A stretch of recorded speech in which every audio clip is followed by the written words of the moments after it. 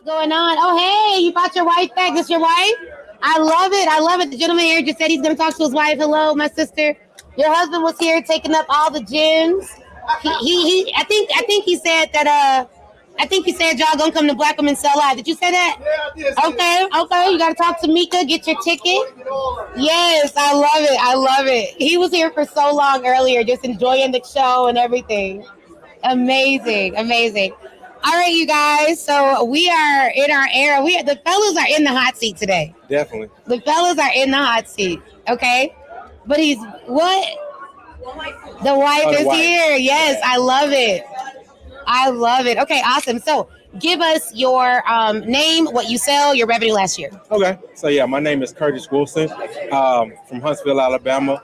What we sell, we're consultants, but what we do now is like the government contracting space. So we help people understand how to get federal contracts on a federal level. Most people don't understand that the federal government is the biggest buyer of services and supplies in the world. You know, they spent over $179 billion fiscal year 25. A lot of people in our community didn't even know that it exists. So I help people not only understand that exists, but also how to set themselves up for that. And last year we did roughly about $700K in that space. Okay, awesome. And that's in the with the government contracts or just in the education space? It's just in the government contracting space. So we're just now getting into the consulting space. Okay. We're helping people do that. So we do have a website. It's Kurt-Wilson.com. Okay. You can go and connect with us for the consulting space. So we just got into that space earlier this year. Okay. Because our mentor was like, look, you guys got to start sharing this with other people. Yeah. You got to start consulting, doing webinars, things of that space. So it's like now that's where we're at. So hence why we're here at Podcast Summit. Okay. And will that distract from your government contracting business, or you're able to do both? We're able to do both. Because the thing with the federal contracts, we do how we structure it is once we set them up, you are able to, there's kind of standalone. So you'll put people in place that they can kind of run for themselves, their self-servicing contract. Then that gives us time to focus on those one-on-one clients, those webinars, those people that's in that space. So you're really good at bidding, winning the contract, and then staffing the contract without you having to actually deliver the services. That's exactly right. That's exactly right. And then one of the advantages I have, that I used to work for the federal government. Oh, nice. I did 13 years for the federal government. So I understand how the process, how to read solicitations, how to do their things work.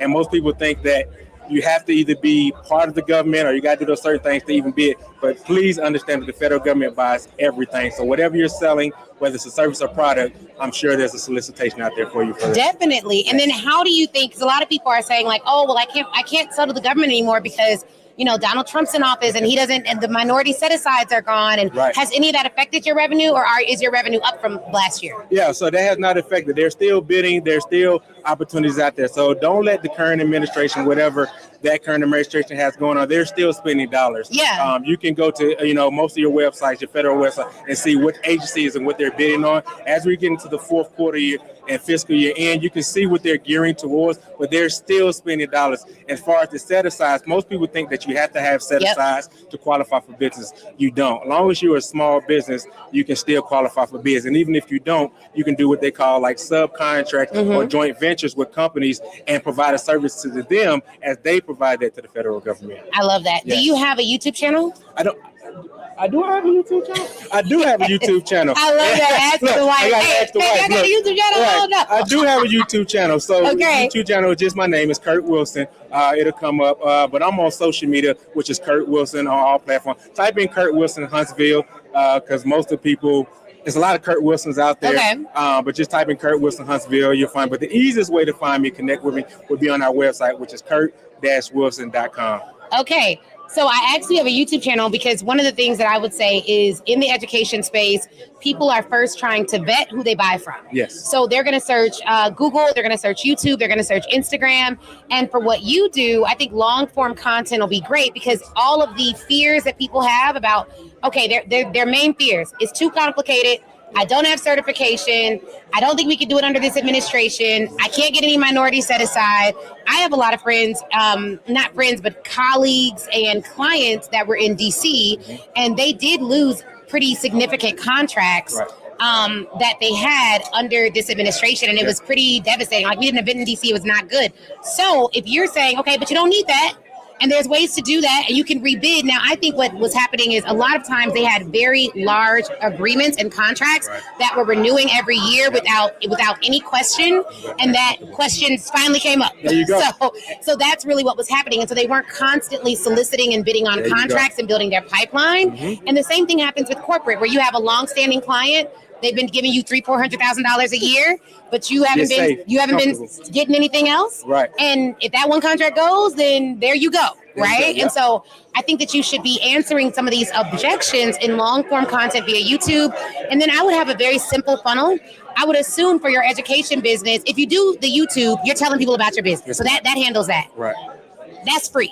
Yes. So that's not, you're not gonna make it, you may make YouTube revenue off of that. Yes. And there is a really popular government contracting YouTube channel. But if you search, how to win government contracts on YouTube, I'm sure she'll come up. Kizzy Parks. Yeah. Is that her? She's like, it's like free small business training for how to win government contracts. Out there that I follow and that I respect. A lot of people out there teach this. Yeah. So obviously you find out one that you come. Yeah. You vet yourself. But Kizzy Parks is one that I found that a lot of information and things she teaches is pretty accurate. So, okay. So yeah. So there's one, I can't remember the woman's name, but it's like millions of subscribers on this channel. Really good, high quality information. Okay. And I think what would end up happening is, even though that information is out there, this woman was not a Black woman. I think that for our community, we buy different. We we want to hear it the way we need to hear it. Yes. And we want to hear that we can be successful in it. So I think what will end up happening, and this is a hack for YouTube, is when you look at the videos and how she structured them and what she has, just find any channel that teaches government contracts with 1 million or more subscribers. Right. You look at their channels and you look at their titles, and you make not the same video, but a similar title. Right. And then you put your own spin on it. Okay. And then your video will basically be recommended by that large video. So yesterday I met someone and she was like, hey, your video, I was watching Mel Robbins and you were the next suggested video. And I was like, well, come on, algorithm. Keep doing your thing, big dog. Like, that's pretty good. The algorithms do what it do. So that's how you should study YouTube. It's like, and there's a good book called The YouTube Formula. Okay. And there's another YouTube guy, Ed Lawrence. I took his YouTube growth course and I really liked it. It's like a $4,000 course. Okay. And I'm not an affiliate, but I did really like his course. So shout out to Ed. And he has a lot of free content on YouTube that is specifically for YouTubers that want to grow that are in the education space. Okay. So like you're trying to grow on YouTube selling a course or selling a product. Right. The other thing is, even though you're saying you could still grow the government contracting side of your business with this because of your process, which is great. I'm sure you still want to make another probably 5-10 million with that, because you could scale that up to hundreds of millions of dollars. So I would build out something on the education side where you're doing YouTube content to educate the community, solves that. And then you have an automated course that you sell through your YouTube. Okay. And or you have an automated course that you sell through a webinar. I would do a webinar a week, spend about $2,000 to $3,000 per week on advertising, get that webinar converting at 10% of the people that show up. Okay. So if 100 register, you'll have 30 to show up. If you get 3 sales, that's a 10% conversion rate on your webinar. Okay. If you could do that 3 times in a row, put that evergreen webinar on evergreen, and then all of your YouTube videos should link to that video. And then you make YouTube content because you really want to help the community, help us out. Exactly right. You make YouTube content, they click that, they buy this $9.97 course, and you could scale that infinitely, because even though it's passive delivery, you still have to sell it actively, but you'll have a funnel where all you're doing every week or every month is you make 3 to 5 YouTube videos. They're clicking that link. They go to an automated webinar. You can use Easy Webinar. I'll give you our link for that. Okay. Shout out to Easy Webinar. They're sponsoring Black Women Sell Live. Hey. I got y'all back. Keep them coins coming, Coming, right? So Easy Webinar, that's what we've used. Okay. And we have been so successful on that platform. We can track at least 6 figures of revenue just to our automated webinars that they have helped us to sell. And it's been great. So Easy Webinar for that. You get that, but first you got to do it live 3 times. $2,000 to $3,000 per webinar. Get it to convert at 10%. When you get it to convert, 2 to 3 times a week. I would do it once a week, 3 weeks in a row. Because what you want to do is you want to do the webinar. You want to analyze what worked, what didn't work, and then you want to change it for next time. And how do you analyze what worked, what didn't work? You take the transcript of your webinar, you take the transcript of the chat, and you analyze where were people most engaged? Where were they most excited? What stories landed? What stories didn't land? And you're analyzing then also in your funnel, what ads brought in the best people? So you need to test out. Like there are some ads, like I just told my media buyer, like turn these ads off. These ads are not converting. Like we're paying $1,500 for a $200 sale. That ad is not working. So we're like, okay, what do we do? Like, why is this ad not working as well as our last ad? Well, this is a July 4th sale. Our last sale was a Juneteenth sale.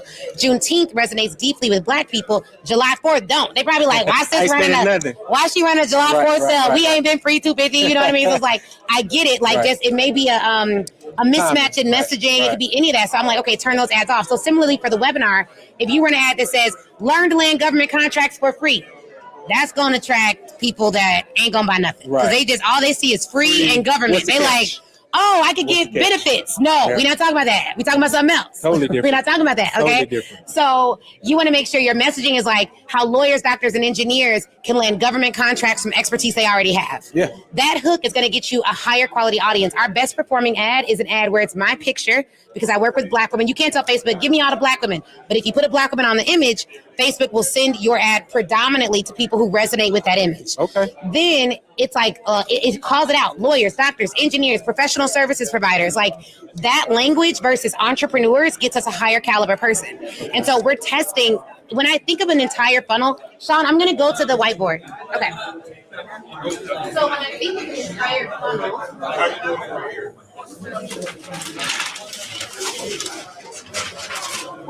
when people, do I have a mic? Grab this one? Okay. So when people talk about funnels, they're typically talking about landing pages, but that's not right. So your funnel, so like if we were to do the funnel for, okay, Black women sell live. Let's map out the funnel. It starts with the entry point. So the entry point is, where do they first see me? Now, our entry point right now, we're at Podcast Summit. So they may see a volunteer at Podcast Summit. That'd be the entry point to the funnel for this. Does that make sense? Yes. Because that's where they may have first heard about this event is here. The second entry point is they may see an ad. They may see some content. They may hear it from somebody else. So that's like a referral. And they may see it from a Google search. Depending on where they first find me, their individual funnel looks different all the way to purchase. So the funnel is where they see you all the way to how they make a buying decision. So if you see me at Podcast Summit, then it's a volunteer for Podcast Summit. You come on the Make More Sales show. Then you go to the back, you scan a QR code. We made a QR code image people can scan to get their ticket. Then you're on the sales page. When you're on the sales page, this is the first time that you can give me money. But if the messaging is off here, they're not even going to find you. They're not going to get on the Make More Sales show. They're not going to scan the QR code. They're not going to give me money. So I have to make sure that the messaging is right. But here's the thing.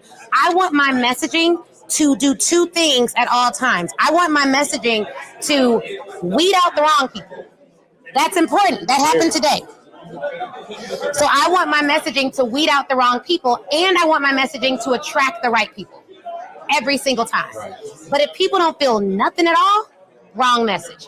So the way I'd optimize this funnel, let's say we got nobody on the Make More Sales show. The first thing I do to optimize the funnel is I go back and look at the entry point for the podcast. And I say, hey, what are you all saying when you meet people? And they're like, oh, we're just saying you want to be on this show. That's not the right message. Everybody wants to be on somebody's show. Right. Everyone wants to be on somebody's show. And we don't want just anybody on the show. We want people on the show who will then be like, oh my God, I love this. I'm going to come to the event. I'm going to buy a ticket. This is going to be amazing. So we have to check the messaging. Similarly, if they see an ad, then they go directly to the landing page. But when they see the ad, there's a couple of things they're looking at. They're looking at the visual and they're looking at the copy. The copy is like the words they see above the ad. This is responsible for 80% of your ad success, the visual. What do they see on the image? What do they see on the video? Most people are thinking about their copy. This really doesn't matter. This is 20%. They're looking at the visual. Is the visual appealing enough? Is it enticing enough to make it so that they are willing to come to this event? So we look at the visuals and we look at the messaging on the visual. So our visuals have text. That text is 80% more important than the copy they see above the ad. Gotcha. So whenever I have a webinar that's not converting or an event that's not converting, I first don't look at the landing page. I look at the ad because this is what's supposed to bring them in. Specifically, I'm looking at my click-through rate.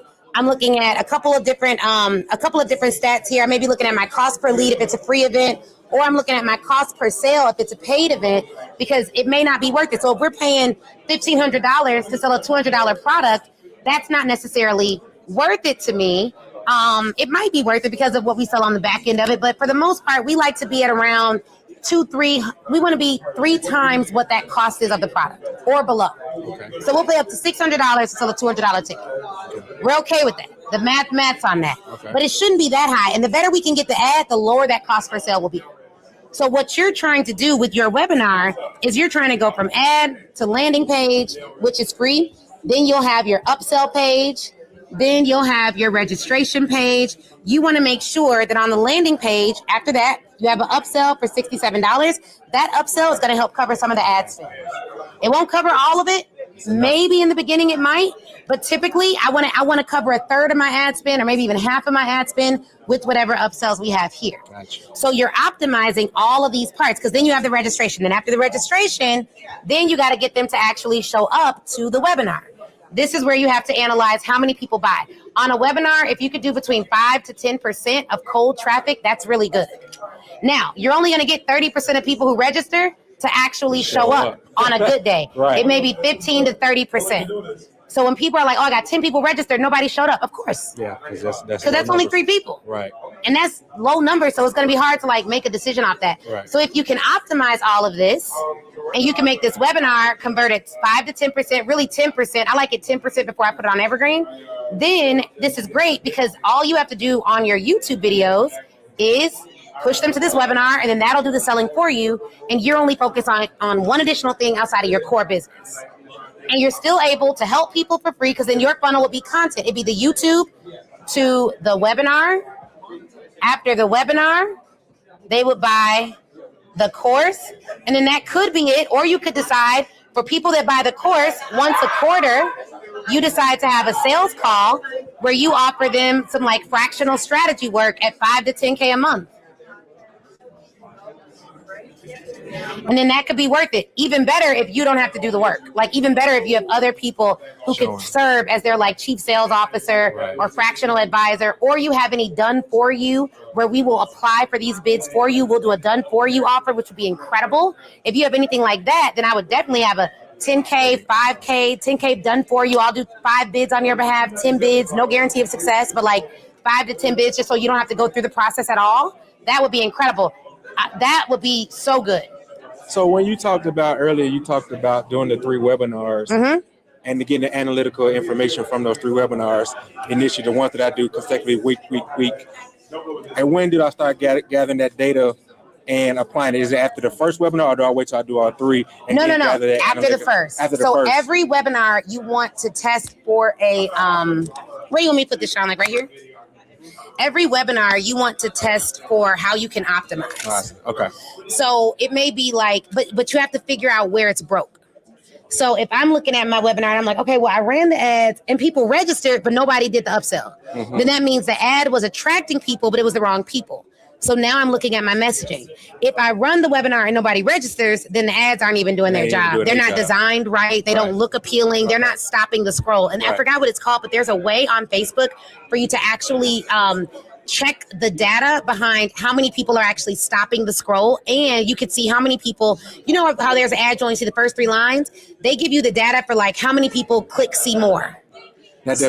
How does the audio, I know you talked about the visual, how does the audio play into that? Does the audio messaging play a factor? Well, as you're scrolling, you're going to see the video. Yeah, you want to have captions. Because I think it's like over 60% of people watch videos on mute. Yeah, I'm one of them. Yeah, so you want to have really good captions, clear captions. And then when they click the sound, make sure they can hear you. But that's not the big determining factor. The big determining factor is how, what are you saying? What words are you using? And then on your graphics, what words are you using on the graphic to actually get people to get that offer? Makes perfect sense. Yep. Okay. Look, you dropped some nuggets for sure. Good. My whole thing was, like, I wasn't even thinking about monetizing it from a core standpoint and all that. Like, I'm like, look, I'll do the webinars, I'll answer people questions. I'm more of an educator, getting people understanding how the government process work, and it is money in that space. But the whole course thing and all that, I'm like, okay, now you've enlighten me on something totally different. And a course can be good because it doesn't have to take away from what you're currently doing. What you're doing. Right. Yeah. I love that. And I think that's really the benefit there, is that it doesn't have to take away from what you're currently doing. You're already doing something great. You're already making money doing what you're doing. So we don't want to like distract from what's working, but you do want to help people, and it makes sense for you to help people. And then you can build this audience before you actually need it. And then it's easier for you to sell whatever you need. But there is a different skill, and the different skill is how do you entrepreneur who sells service. How do you present information on a masterclass that leads them to make a buying decision while also feeling well served? Because only 10% of people who come to my events are going to buy from me. But that means 90% are going to have an experience with me. And I want that experience to be such that they go and tell everybody, okay, I like it. Yeah, and that's the other thing I want people to understand too, because I'm like, government contracting is work. Most people think like, okay, I go out there, government got bid, I just go out there, I bid, I win a contract. No, it's like work involved with it. So I'm like, I don't want to overwhelm people with, you know, the course, the this, the lead, the webinar, all that, because you still got to go out there and do the work for the government contract. So I don't want to go like, well, this is overwhelming. The course is great. I'm hyped, I'm rah-rah. But after we leave the summit, after we leave the webinar, you still got to go apply the work. So it's like, how do you bridge that? Now, like you said, most people will do nothing with excellent information. Right. But that is the case everywhere. There's something called the Pareto principle. You probably heard of it. Like 80% of your results come from 20% of your effort. So if you think about it, 80% of society probably isn't going to move things forward. Like it's the 20% of society that's going to move things they're forward. They're going to be the loudest complainers. Yeah, they're going to complain for sure. They are going to think that because they purchased a course, not implemented, not watched, not did, that they should be getting a result, as if the buying decision is the thing that gets them the result. And it's just not. It is the start of you having the prerequisite to get a result. There you go. And so what you have to do is, and what I do a lot of is in my mindset, I just talk about like, if you're lazy, don't work with me. Like, and it's kind of intense to be like, I'm not lazy. You know, I've got a degree. I was like, that was 15 years ago. What did you do yesterday? You may not have been lazy then. I don't know what you do now. Like, what did you do yesterday to move your business forward? And you know, I'm not a hyper emotional person. So I know guys are not like, I'm not even a guy, but like, it's like my husband, someone asked him, he was like, is she hyper emotional? He was like, she's really not. Like, I get upset. I be happy. Just normal. I be irritated sometimes, but I can snap out of it so quick. Like, I'm able to emotionally regulate really well in most instances, like 90% of the time. So it's tough for me to work with people that are just hyper, like they're just saying things that just don't matter to the result they say they want. And like you said at the beginning, those are the people you don't want to work with anyway. I do not. Like, look, just save myself time, yourself money. I'm not the person for you. I'm not the person for you. If you're hyper, you're easily offended. You're like, oh, that you should have said that nicer. I should have said, hey, if a skunk squeezes a little crap on me, it doesn't matter if he does it nicely or meanly or whatever. I don't want to be in that position. Like, what are we doing? So you're always going to have those people. I think that's the number one thing I would tell you getting into the education space and growing it is you're successful because you work hard. There you go. And because you're smart. Meaning when you don't know something, you ask. And you teach other people. You teach people on your team to ask. You probably have a team of people you trust. You vet them. You look like are you all fit people? You all fitness and all that? So you eat right. You're fit. She said, so you eat right. Your mind is right. You focus on your mindset. You have to keep in mind, if you are working on your mental, your physical, your emotional, and your spiritual health simultaneously, you are not thinking like 80% of society. There you go. But when you run that ad, you running that ad to everybody from people like you to people that ain't got out that couch in 10 years. I don't even look like me too at the same time. And don't even look like you. They gonna give you some grief too. So it's like, you have to keep that in, like, I just have to keep it in perspective. And my husband's always telling me like, babe, you're just not, you're not normal. That's not how people think. The way you was raised isn't normal. I'm a 1%er. So it's like, you just have to have empathy for people, but also be honest with them that one of the reasons why a lot of people are in the place that they are is because they never met someone who was sure enough of themselves to tell them the truth, even if it hurt their feelings. So you may be the first person to say, hey, bro, you're not getting the contract because your RFP was horrible. It's that simple. You didn't call the woman who was administrating the contract. You didn't ask any questions. You didn't look at former proposals. You didn't run it by me. And I tell people all the time, federal contract, they tell you exactly what they're looking for. And you can in call. the PWS sustainable work. And most of the time you can call us in the email. They'll tell you, look, don't submit more than 10 pages. You submit 11 pages, that 11 page is not going to look at. So not only that 11 pages not going to get looked at, they're going to say, okay, this person can't even follow simple instructions. Do I even want to issue them bid, even though their numbers and everything that they're offering was spot on? So, and here's the real truth: if you can't follow instructions, don't go in there messing up with the government, because some of those contracts they can charge you. Yeah, you make a mistake, you may have to give them that money back. So it's like, it's really important that you are essentially, you want to speak to people who have a proven record of success. There you go. Because I always say I am the lump sum of who I hang around. That includes my clients. Yeah.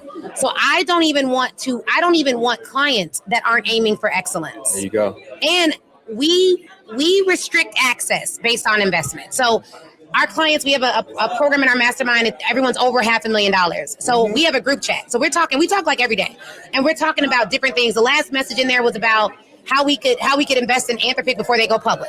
It was like all the conversations are forward moving. Like, how do we invest? How do we do this? How do we do that? I was telling about what one of my billionaire mentors told me. I'm thinking about different things. You'll never see in that group chat, guys, I'm just not going to do it today. I'm done. Why? What? In fact, even people who are pivoting and scaling down their business are like, okay, guys, I made a decision. I'm pivoting my business. I'm going to scale this down. I'm going to scale this other business up. I aim to get this new business at 7 figures in 12 months. Here's what we're going to do. It's always a plan. Yeah, there's strategy. Because high performers have a track record. There you go. They get thrown off their square. They figure out how to get back on it. Yeah, they plan. Life's going to happen. Yeah. And you will see in there, hey, I lost money on that last launch. So what I'm going to do? And we're looking at the data, transparency. Yeah. Mm-hmm. They're getting coaching. They're getting support. Now, I told you we got levels. Mm-hmm. There's other groups where they don't do it with me. But I've heard about other groups where they're in there with each other and it's a complain fest. Nah. And it's just like, I don't know if people realize, if your words and if your thoughts were food, you would be eating junk food all day. Processed all day. Yeah. Processed all day. And in fact, it's literally processed thoughts. That's not even your original belief system. Right. You got that from that reel you watched from ignorant people. You got that from the other girl who's losing, that you're always asking questions. Why are you always asking questions of people that are losing all the time? Look at their track record. Are they doing are they doing the thing that they're telling you to get invested in or doing themselves? No, they're not. But they got all the answers. Then I don't, So it's like, how do you weed out those people? Right. One, you can't weed them all out. That's number one. Right. I always talk about working hard, work ethic, working at Kirkland. I be showing people working out. I be showing them, I'm live streaming for 6 hours today. I show them all the work, and people will still comment on my videos like, thank you for showing me that you had a loss recently. It just looks so easy the way you do it. And I'm like, how does live streaming for a collective 14 hours look easy? I don't know. So you can never think that you do it so naturally. Okay. That's what they're going to say. That is what they're going to say. Yeah, that is what they say. Because I guess, I'm in flow. Some of it is alignment and all that, but most of it is determination. There you go. And a lot of what tell me this, because you've had success. Yeah. Isn't it true that a lot of what you've done some days, it's just been pure will? A lot of pure will, especially when you talk about COVID. We just went through a government shutdown. Yes. So there was at least 3 months that we didn't get paid. But we still had to provide a service. And payroll. Do you have payroll? And payroll. So all that stuff still happens. So you got to set yourself up with reserve. So we knew those things were coming because track record shows that there's a potential government shut. You prepare yourself for those things. So when those storms and things come, those financial strength, you prepare yourself and you communicate with the people below you. Yeah. They see the news. Everybody see what's going on. If we can't meet payroll, if we can't pay our 1099 employees or whatever case, what can we do to buy more time? What can we do, the type of stuff to make sure that we get back on track? So we don't panic. We figure out how we can adjust and move forward with it. So it's a learning curve. You don't panic, you plan. You plan. And when you don't feel like it, you do it anyway. Yes. And I think that is the skill set that's undervalued as an entrepreneur. Is like, do you have the ability to be like, I don't want to do this at all. I want to do everything but this. Yes. And then do it anyways on a high level. If you cannot do that, you're not ready for scale. Not ready to scale. Because you cannot say, I'm going to have employees. I'm going to have people that work for me. I'm going to have people are like signing loans to buy property that work for us. Like, I can't be like, nah, not today, dog. Nah. It ain't going to happen today. And you realize that somebody's relying on the work and service that you're providing. That can be it can be scary too. Oh, for sure. But that can be motivating in this own It took me forever to hire my first W-2 because I was just like, I can't pay nobody's salary. I can't pay nobody's salary. Like, what do you mean benefits? Like, from me. Right. It just felt, but then I realized it wasn't from me. It was from the company. Yeah. Exactly. And actually, I started thinking, I know I own this company, but I really work here. Like, I'm the CEO of this company. CEO is a job. Yeah. I don't have to have this job. Like, it is a job here. I have to go to work. Right. I would never not go to work for my corporate job. So how would I not go to work for my own job? And people don't understand that. I'm like, you give your job your best, but you won't do it for yourself. I don't understand the concept. But I mean, those, like you said, those are the people where their mentality has to be shifted. And it's in all of us, but it's just being the exposure of understanding that it's within you. So and that's your mindset section. That's the mindset. That's your mindset of telling people, like, you know, it has to be stories, right? It has to be stories of like, you know what, guys, there's times I really don't want to do this, but what I know about myself is I have disciplined myself. I've developed the habit of discipline. And one thing I tell my clients and everyone else is like, you only get to develop discipline when you don't want to do it. Ooh. The only chance life gives you to develop discipline is in the moments where you don't want to do it. If I wake up wanting to go work out, I'm not developing discipline. I just go work out because it's like, I want to do this. I can't wait to get to the gym. Now. Most of the time, I be in the gym round up. My trainer's like, what's wrong with you? I'm like, I just don't want to be here, but I'm just going to be here. I'm just going to do what I got to do. But then how do you feel after you finish? I feel great after I finish. Every time. Right. Every time. Right. Every time. I feel great after I finish. It's addictive now. Now I'm addicted to it. Yeah. And you understand, you know the results, you know the pain that you're going to go through most likely, and you know the results and the feeling that you're going to get after it. Yep. So, but we still go through that anxiety of, oh man, I got to get up and go to the gym today. Yep. And we try to find little things to deter from going, oh, it's cold day, oh, it's rainy day, or somebody's on my sheet, or I see somebody looks better than me. Yes. All those things play a factor, but when you realize, okay, what am I doing this for? And I already know the result that I'm going to get after it. Okay, I can do this. And you need to do habit stacking. Like, I'm not going to go to the gym if I don't lay out my gym clothes the night before. If I got to find clothes in the dark, now wake up my husband with the lights, I'm not going to go. So every day my husband's like, yo, why do you have your gym clothes in the business? If they're not right there, then I'm not going. Right. So I already know. And then I don't commit to, I love the Atomic Habits book by James Clear. You all get that book.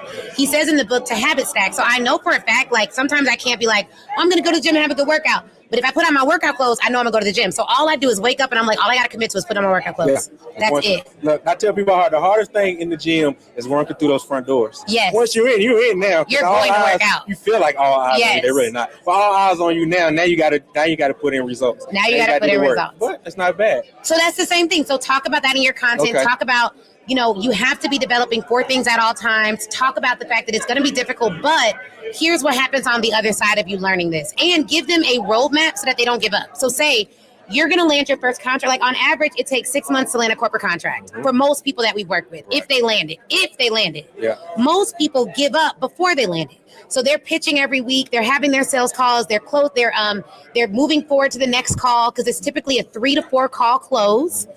And people give up because they're like, oh, well, I pitched and nobody responded. So what? You have to have 3 touch points for every decision maker. You're going to go through a 7-part email sequence. You're not going to give up, but you have to train them on the process. And you're going to tell them after you, let me see. Someone's calling me. Go ahead. Oh. This is great too, Ashley, by the way. I'm so dope. This is our first year podcast summit. Oh, so nice. The experience is overwhelming in a good way. Yes, that's amazing. So after you tell them what to expect, basically, that's going to help. Okay. So how long would it take? Like, if they're like, I want to land a government contract, I've never done it before, I have expertise, I have some past performance, but never with the government. How long should they expect them to take? I say expect at least 6 months to a year, but it could be sooner. It just depends on what you're going after. So I tell people, okay, because the government, they buy any and everything. You don't want to go after any and everything. What's your niche? So I tell people all the time, if you think like we specialize in hair care products or whatever the case, okay, hone in on that. I've known people that won federal contracts doing barbering. I've known people do landscape contracts. Yep. I just telling this guy over here that somebody won a power washing contract, just power wash. So you can find those contracts, but it's about the timing of it when you want, because the fiscal year end, which we're currently in fourth quarter, the government is spending. Once you understand how the budget works, how current administration, how dollars flow, you can win them sooner than 6 months, but on the average, I would say 6 to 12 months. So for that, when you're selling your course, you're going to say, hey, it's going to take 6 to 12 months. Now, it's going to take 6 to 12 months, whether you start today or whether you start 10 years from now. Right. If you start today, 10 years from now, this is how your business can look. If you don't start today or you think it's going to take too long, then it won't start. So essentially, you have to sell them on that time frame. Okay. And you have to tell them you're going to pitch for a month. You're not going to hear anything. You're going to apply for certifications. It's going to take 3 days. You're going to have to do a site visit. All of that is normal. We're going to give you the full 12-month plan. And because it typically takes 12 months, we're going to give you 12-month access to the course. And for all of you that buy tonight, we're going to give you 2-year access to the course so that you have support even as those contracts start coming in. So whatever the timeline is, now you're going to like really be able to tell them this is what you can expect. Okay. And that's going to help them because otherwise they're thinking, because everything's fast. ChatGPT, instant. So they're like, I can use AI to write a proposal. I have to get a contract tomorrow. No, you're not going to get a contract tomorrow. You're not. You're just, it's physically impossible. Right. You don't even understand the contract that you're bidding on. Exactly. Get the money. What account is it going to? Do you even have your LLC set up properly to win a contract? It's like we want to win. You don't even know the structure of it. But, yes. So that's what you have to tell them because they think they can get everything fast. And your contemporaries, other people that teach this stuff, are making it like, hey, I'm going to be rich off government contracts in 3 months, if not 6 months at the most. And they're only talking about the wins. Yeah. So you have to be I am the voice of reason for my industry, right? Like I'm the one who's like, you shouldn't do that. Right. It's not going to make money. And I tell people all the time, look, we won on our 7th contract. Those first 6, no win. Learning curve, learning process. So we didn't win on the first shot. It took 7 contracts on the 7th contract. Then we won. Now we. How long did it take you to win your first one? It took us within that first year, but it took 7 contracts, 7 bids, 7 solicitations before we won that one. Which is not bad. Yeah. But still, I mean, it wasn't. I could have got discouraged after the 2nd, 3rd, 4th, and I'm like, no, I understand. It's people out there that are winning this. Now, I understand the process. Here's what you're going to need. You may need, now you have your course. Mm-hmm. I would have a bonus module or a bonus that you give them that's like a quicker path to contracting. Now, it won't be a prime contract, but them reaching out to people who already have contracts to sub is a faster path. So we teach pitching. We don't teach government contracts. However, if the contract is under a certain dollar amount, we have helped people to land some of those contracts, and that path is faster. And so you could do that. So if I would have your course for how you're going to be prime contractor, boom, boom, boom, 12 months to prime. That's great. And then I would say in the meantime, you're going to spend 20% of your time every day going after subcontracting opportunities and getting some of those. Even if it's a 5 or 10K, you don't have to go through the whole process. You can reach right out to the agency of choice. You can land that right away, and that's going to hold you over. So then that gives them a little bit of hope, a little nugget where they're like, oh, okay, cool. So I have this path and this path, but I'm going to do the 12-month path, make phases. Phase 1, we're going to get you set up right. Phase 2, we're going to get your capability statement. We're going to get your offer in. We're going to get your NAICS codes. We're going to do all of that. Phase 3, you're going to start bidding. So your first 30 days, you're doing your setup. By that day 31, you should start bidding. Right. So now we start the clock. Now we're 12 months to prime. But while we're doing that, once you're ready to bid, you're going to bid on 2 things, prime and sub. You're going to go to these conferences. We're going to give you a list of conferences to go to. You're going to work this program. And in 12 months' time, if you haven't landed a contract, we're going to work with you for a whole nother year in this course to make sure that you land one, right? And so that's how I'd set it up. Look, Ashley, I might need to be signing up for your one-on-one course myself. Sign up, brother. I might need this for myself. You do. Like, for real. Like, man, you dropping game. Yeah, like that's exactly how I would do it. And talk to Mika. Okay. Talk to Mika. We have programs. We can work with you. We'll make sure we get your information. Yeah. But yeah, we could do that. And then you work in the business with him? Yeah, it's her business. I'm just behind the scenes. Look, let me say it like this. It's a woman-owned business. She is the face of the company. Our company is called Acquire Home Court. Okay. So it's her company. I'm just behind the scenes. Y'all should come to are y'all coming to the event? Come to the event. I don't know what we're doing. She schedules. She does all that. Okay, you come to the event September 25th to the 27th. Come to the event. It's in Atlanta. Okay. You all are married. I'll give you a complimentary ticket so you can come too. They're doing a men's breakfast, but we're talking about like the processing and structuring this stuff out. I think you would get so much value from it. I'm open to that for sure. And the woman who I'm speaking on day 3, she $1 billion business. She has government contracts. Like it would be great. What's her name? Dr. Trisha Bailey. I've heard that name. Dr. Trisha Bailey, she's amazing. Yeah. Okay. Right. So she's speaking day 3. It's going to be phenomenal. But yeah, we do have programs and stuff to help you build this out because I mean you have the proof. Like the proof is there. You can go look it up. Like this is it's public information. It's public information. All federal contracts are public information. You go look at me, you go look at my name, you can go look at my UEI number, you can see all that, you can see the dollars obligated, you can see the amount contract. The proof is there. I love that. Like, it's all there. So now I'm like, I just want the exposure to show other people, especially the people that look like you and I, this is possibility because when Obama was in office, he's put so much stuff set aside that our current administration is trying to do away with. But so that's the cost of delay, though. But it's still, because if they would have started under the Obama administration. Yep, 8A programs and all that. But, yep. You know, so spot on, Ashley. And you still know how to win under this. It doesn't matter who the administration is. Because they still got to spend. Because you're still, at the end of the day, you're still a small business. Yep. So at the end of the day, it's set aside for small business, regardless of your specific certifications, whether it's women owned or minority or 8A, whatever. You're still a small business. And like you just said, reaching out to large business, whatever, and being a sub. Yeah. Because they still got to meet their SBA goals up under their large contract, their prime contract. So reaching out to your major defense contractors and things of that nature is coming in as a subcontractor. That is phenomenal. Yes. No, that's really, really good. This is amazing. Well, thank you for amazing. coming to the Make More Sales Show. We love to host you guys at the event. Talk to Mika. She's in the back. She's right by my friend with the gold right there. Mika. Wave your hand for me. Okay, so you see her right there. So go talk to Mika. All right. We want to make sure we get them set up with an event ticket, coming out to the event, information on the mastermind, all the good things. Look, okay. I appreciate it. My hands are cold. I appreciate you. Thank you. Looking forward to it. Definitely. Thank you so much. You guys, that was